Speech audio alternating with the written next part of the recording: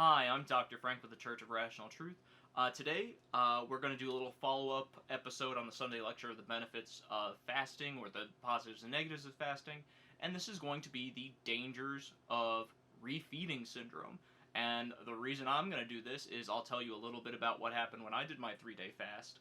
For those of you who are new or who do not know, before the Christmas holidays, knowing that I was going to have a revelry for Saturnalia, I decided to do or attempt a 3-day fast, something I've never done before. I've done 2 days, 1 day, and not had a problem, but this is the first time that I've actually gone gung-ho and decided I'm going to try and go a full 3 days without eating or drinking anything of a caloric value. So basically it was black tea, green tea, medications, supplements, but nothing that really had calories. No cream or sugar or anything like that. And it was not terrible. It was hard the first day, getting through those stomach pains the first day, or the hunger the first day was the hardest part. Second day wasn't really bad. You kind of get into a point where you're not thinking about eating anymore, and you know that it's going to be a long enough time till you can eat, so it's easy to keep yourself busy or to keep it out of your mind. It got hard again on the third day, especially right before the time when I was going to be eating, because you're so close to the finish line. The last 3 hours really dragged out because you're just so close but yet so far.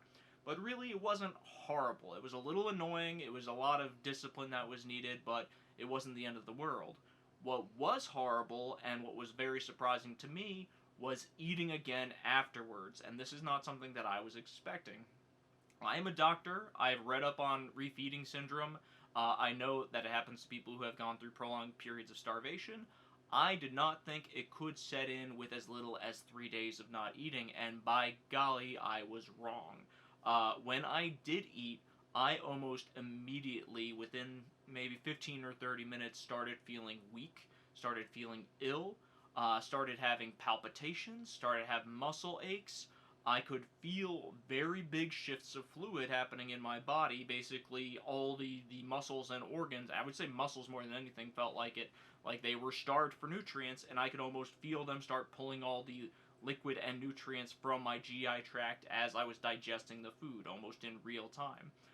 It got to the point where I had to lay down on the floor, calm myself down, and to the point where I couldn't even stand up because my muscles were so tired and fatigued, and my heart was beating so strong, I would probably have passed out if I tried to force myself to stand up.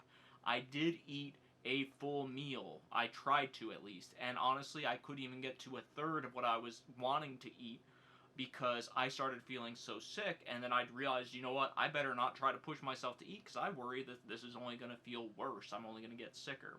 And this is what happens with refeeding syndrome.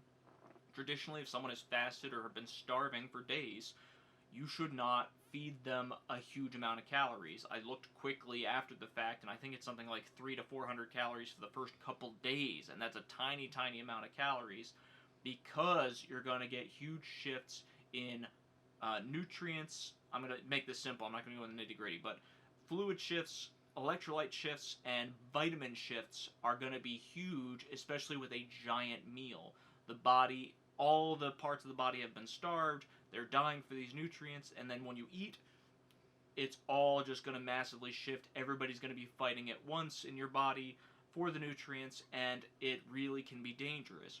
Refeeding syndrome has killed people. There's some classic stories of people coming back from war, and then they get home after a long trudge through the snow for days and days and days, eating the leather off their shoes, and then finally they get home, have a big banquet, and die because of refeeding syndrome.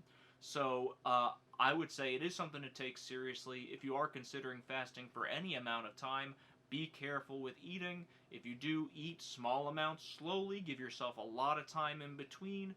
Do not rush in and have a big giant meal, because for me, as little as 3 days was enough to start having the symptoms of it.